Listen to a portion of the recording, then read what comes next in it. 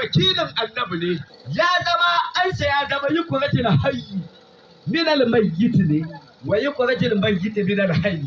Wannan ayat ta yi aiki akan ɗansa, ba shi da lafiya, yana kwance baga shi zai mutu, sai ɗan ya tabbatar babansa matsiyaci ne, sai ya ɗauko kafa ido ya samu abu da kalkin da wankan ubangiji Muhammadu Rasulullah, ya zo ika a ta ƙoƙari mafi gaskiyar faɗi, ya zo ika badar da guduwar watan ubangiji, daga shamsun lahil a'ala, wanda ko iya ta so ka bata da nazari, daga lazimin ubangiji wanda da mala'iku da Allah an dukufa ana gaishe shi.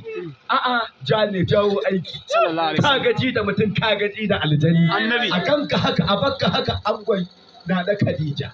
Faɗi yadda ka ga dama uban Fatimatu Zahra, kai kaɗai kai ya kai ake jira, ina tafa maka da kai kaɗai ne mabudu. In buɗa za ku mai uban ne za ku da hancin.